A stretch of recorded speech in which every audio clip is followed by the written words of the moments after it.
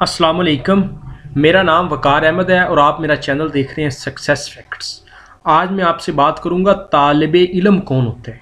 किसी भी इंसान के लिए, चाहे वो किसी इदारे का बाकायदा स्टूडेंट हो या ना हो, अगर किसी भी बंदे के अंदर ये तीन सलाहियत हों, ये तीन क्वालिटीज़ हों, तो वो तालिब इल्म होता है।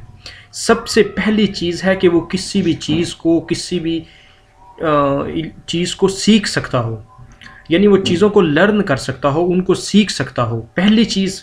दूसरी चीज़ है कि अगर उसको लगे कि उसने कुछ गलत सीख लिया है या कुछ ऐसा सीख लिया है जो कि नाफ़े नहीं है, जो उसके इल्म के हिसाब से, उसकी ज़िंदगी के हिसाब से रेलिवेंट नहीं है, वो नुकसानदेह है या ज़रूरत का नहीं है, तो वो उसको अनलर्न कर सके, यानी जो सीखा हुआ है उसको डिलीट कर सके। ये दूसरी सलाहियत है। उसके बाद ज़िंदगी में, क्योंकि इंसान सीखते रहने के प्रोसेस में रहता है, उसके बाद तीसरी जो उसके अंदर सलाहियत हो वो रीलर्न कर सके, दोबारा से कोई अच्छी चीज़, नई बात, नया इल्म, नई स्किल सीख सके।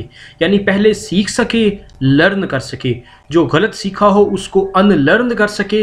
ये मुश्किल मरला होता है। और दोबारा तीसरा मरला है रीलर्न। ये बहुत कम लोग करते हैं। अगर ये किसी इंसान के अंदर ये तीनों सलाहियत पैदा हो तो वो एक होता है अच्छा तालिबे इल्म। आपके वक़्त का बहुत शुक्रिया।